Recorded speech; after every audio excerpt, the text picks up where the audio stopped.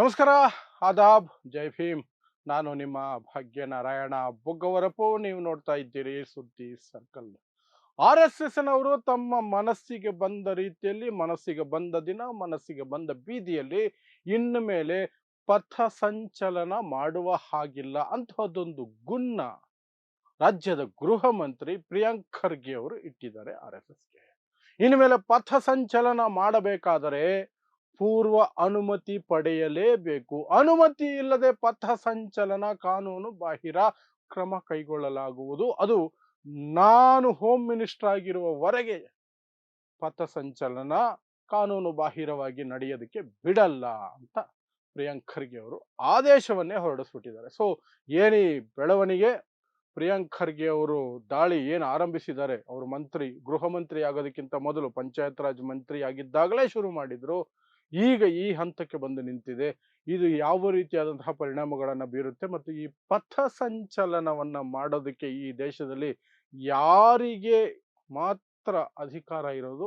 ಆದರೂ ಈ ನೀಚ ಅನ್ರಿಜಿಸ್ಟರ್ಡ್ ನೋಂದಣಿ ರಹಿತ ಗುಂಪು, ಆರ್ ಎಸ್ ಎಸ್ ಅಂತ ಕರೆಸ್ಕೊಳ್ಳುವಂತಹ ಗುಂಪು ಇಲ್ಲಿಯವರೆಗೆ ಕಾನೂನು ಬಾಹಿರವಾಗಿ ಆ ಪಥ ಸಂಚಲನವನ್ನ ಮಾಡ್ಕೊಂಡೇ ಬರ್ತಿದೆಯಲ್ಲ, ಅದ್ರ ಬಗ್ಗೆಯೂ ಸಹ ನನ್ನ ವಿಶ್ಲೇಷಣೆಯನ್ನ ತಿಳಿಸೋ ಪ್ರಯತ್ನವನ್ನು ಮಾಡ್ತೀನಿ. ಸೊ ಪ್ರಿಯಾಂಕ್ ಖರ್ಗೆ ಅವರು ಆರ್ ಎಸ್ ಎಸ್ ವಿರುದ್ಧ ತಮ್ಮ ಎಲ್ಲ ಶಕ್ತಿಯನ್ನು ಹಾಕಿ ಹೋರಾಡ್ತಾ ಇರೋದು ನಿಮಗೆ ಗೊತ್ತಿರುವಂತಹ ವಿಚಾರ.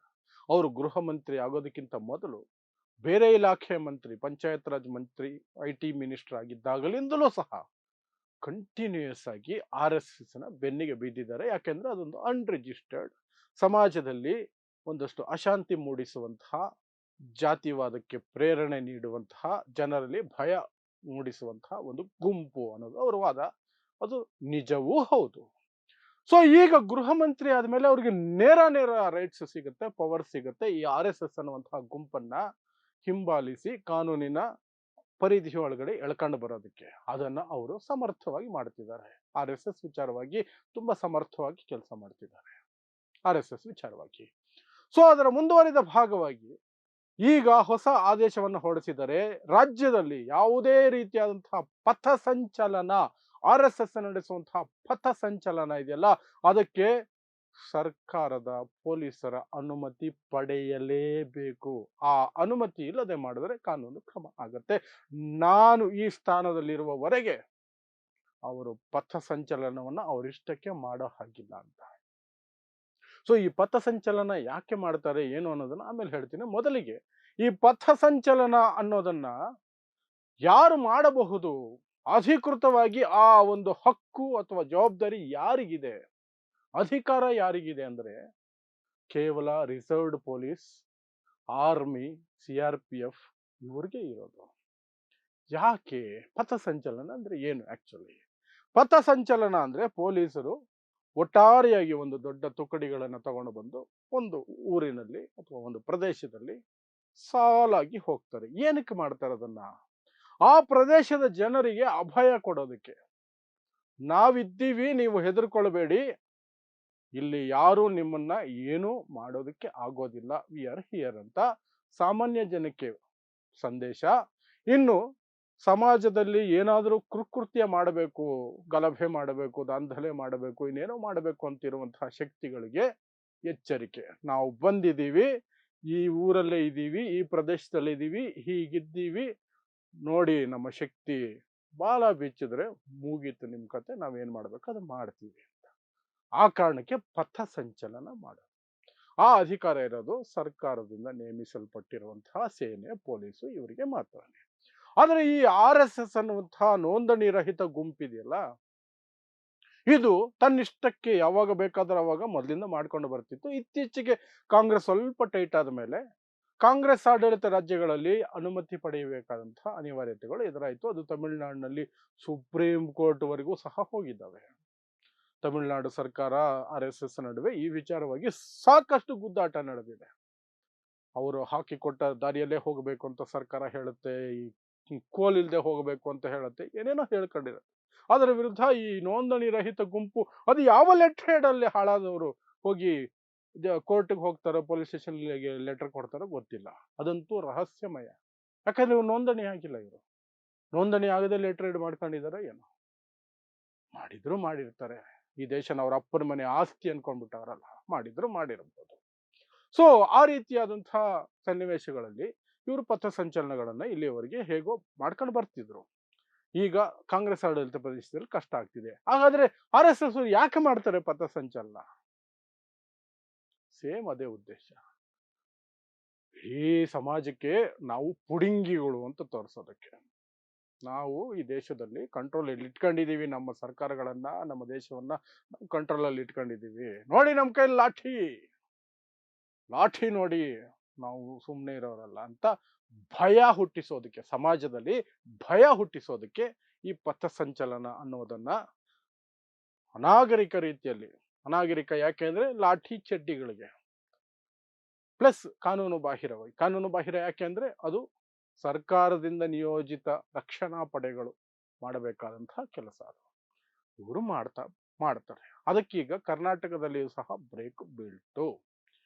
ಹೇಗೆ ಅಂದ್ರೆ ಪ್ರಿಯಾಂಕ್ ಖರ್ಗೆ ಅವರು ಆದೇಶವನ್ನು ಹೊರಡಿಸುವ ಮೂಲಕ, ನಾನು ಆಗ್ಲೇ ಹೇಳ್ದಂಗೆ, ಇನ್ನು ಮೇಲೆ ಪಥಸಂಚಲನ ಮಾಡಬೇಕಂದ್ರೆ RSS ನವರು ಸರ್ಕಾರದ ಅನುಮತಿಯನ್ನು ಪಡ್ಕೊಳ್ಬೇಕು. ಸರ್ಕಾರದ ಅನುಮತಿ ಪಡ್ಕೊಳ್ಳೋದೇನು ದೊಡ್ಡ ವಿಚಾರನ? ಇಲ್ಲ ಅರ್ಧಕ್ಕರ್ಧ ಅಧಿಕಾರಿಗಳು RSS ಹಿನ್ನೆಲೆ ಅವರೇ ಬಂದು ಕೂತಿದ್ದಾರೆ.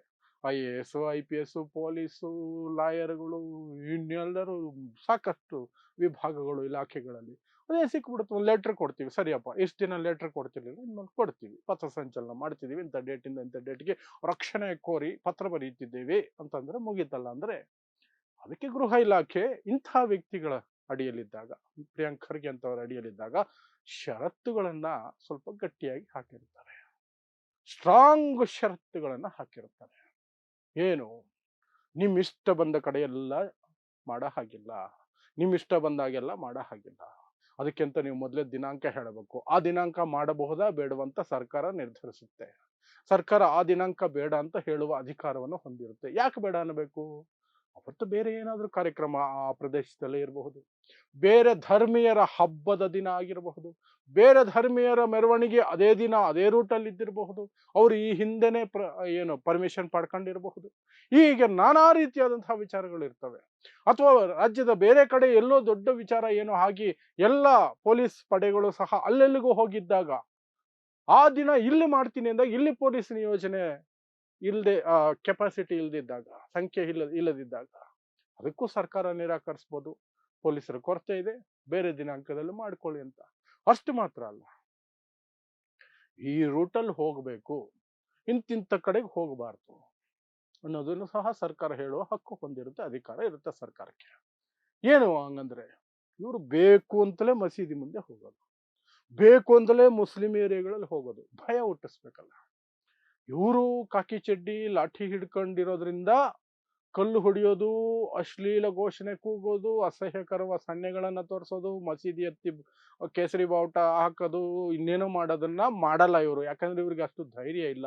ಅದಕ್ಕೆ ಅಂತ ಬೇರೆ ಜನರನ್ನ ಸಾಕಿಟ್ಟಿದ್ದಾರೆ, ಬೇರೆ ಗುಂಪುಗಳಿದಾವೆ, ಫಲಾನ ಗುಂಪುಗಳಿದಾವೆ. ಆ ಗುಂಪುಗಳಿಗೆ ಅದನ್ನ ವಹಿಸ್ಬಿಟ್ಟಿದ್ದಾರೆ. ಇವರು ನಾವು ಸಾಚಾಗಳು, ನಾವು ಪಕ್ಕಾ ಸಾಚಾಗಳು. ನೋಡಿ, ಹಿಂಗ್ ಹೋಗ್ತೀವಿ, ಹಿಂಗ್ ಬರ್ತೀವಿ. ಒಳಗೊಳಗೆ ಏನ್ ಮಾಡ್ಬೇಕು ಅದನ್ನ ಮಾಡಿ ಸಮಾಜದಲ್ಲಿ ಏನೆಲ್ಲ ಎಕ್ಕುಟ್ಸ್ಬೋದೋ ಎಲ್ಲ ಎಕ್ಕುಟ್ಸ್ಕೊಂಡು ಬರ್ತವ್ರೆ. ಸೊ ಆದರೂ ಮಸೀದಿ ಮುಂದೆ ಹೋಗೋದ್ರ ಮೂಲಕ ಲಾಠಿ ಕೈಯಲ್ಲಿ ಹಿಡ್ಕೊಂಡು ಹೋದ್ರೆ ಭಯ ಹುಟ್ಟುತ್ತೆ. ನಾವು ಏನು ಅನ್ನೋದು ಅವ್ರಿಗೆ ಮನಸ್ಸಲ್ಲಿ ಖಾತ್ರಿ ಆಗತ್ತೆ. ಇದಕ್ಕಾಗಿ ತಮಗೆ ಬೇಕಾದ ರೂಟ್ಗಳನ್ನ ಹಾಕೊಂಡ್ಬಿಡ್ತಾರೆ ಇವರು. ನೋಂದಣಿ ರಹಿತ ಈ ಗುಂಪು ಮಸೀದಿ ಮುಂದೆ ಹೋಗೋದು, ಮುಸ್ಲಿಮರ ಕಾಲೋನಿಗಳಲ್ಲಿ ಹೋಗೋದು, ಮುಸ್ಲಿಮರ ಬೀದಿಯಲ್ಲಿ ಹೋಗೋದು, ಈ ರೀತಿ ಅದನ್ನೆಲ್ಲ ಸರ್ಕಾರ ಪೊಲೀಸರು ತಡೀತಾರೆ. ತಡೆಯುವ ಷರತ್ತುಗಳನ್ನ ಹೋಮ್ ಮಿನಿಸ್ಟ್ರಿ ಹಾಕಿರುತ್ತೆ.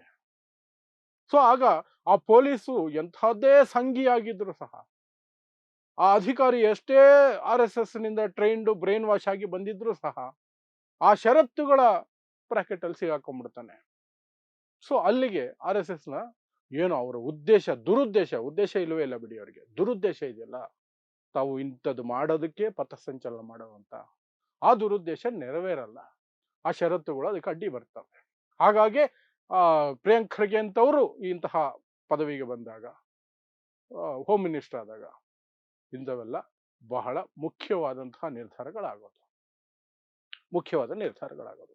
ಸೊ ಎನಿಹೌ, ಈಗ ಪಥಸಂಚಲನ ಮಾಡೋದು RSSಗೆ ಈ ಹಿಂದಿನಷ್ಟು ಈಸಿ ಇಲ್ಲ.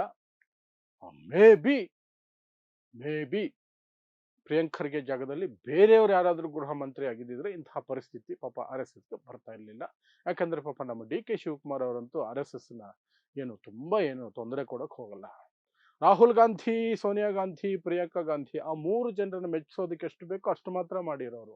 ಉಳಿದಂತೆ ಆರ್ ಎಸ್ ಎಸ್ಗೆ ಇವರು ಸದಾ ವತ್ಸಲೆ ಅನ್ಕಂಡೆ ಅದನ್ನ ಹೇಗೋ ನಿಭಾಯಿಸ್ಕೊಂಡು ಹೋಗಿರೋರು. ಬಟ್ ಪ್ರಿಯಾಂಕ್ ಖರ್ಗೆ ಗೃಹ ಮಂತ್ರಿ ಆಗಿರೋದ್ರಿಂದ ಇಷ್ಟೆಲ್ಲ ಬೆಳವಣಿಗೆಗಳಾಗ್ತಿದ್ದಾವೆ, ಆರ್ ಎಸ್ ಎಸ್ಗೆ ಕಂಟಕ ಆಗ್ತಾ ಇದ್ದಾರೆ ಅಷ್ಟೇ. ಸೊ ಇದಿಷ್ಟು ಪ್ರಿಯಾಂಕ್ ಖರ್ಗೆ ಅವರು ಪಥಸಂಚಲನದಕ್ಕೆ ಒಂದಷ್ಟು ಪರ್ಮಿಷನ್ಗಳು ಕಡ್ಡಾಯ ಮಾಡಿರೋದರ ಹಿನ್ನೆಲೆ ಮತ್ತು ಅದಕ್ಕೆ ಸಂಬಂಧಪಟ್ಟಂತಹ ನನ್ನ ವಿಶ್ಲೇಷಣೆ. ಸೊ ಇಂತಹದ್ದೇ ವಿಶೇಷ ಸುದ್ದಿಗಳಿಗಾಗಿ ನೋಡ್ತಾ ಇರಿ ಸುದ್ದಿ ಸರ್ಕಲ್. ನಾನು ನಿಮ್ಮ ಭಾಗ್ಯನಾರಾಯಣ ಬೊಗವರಪು.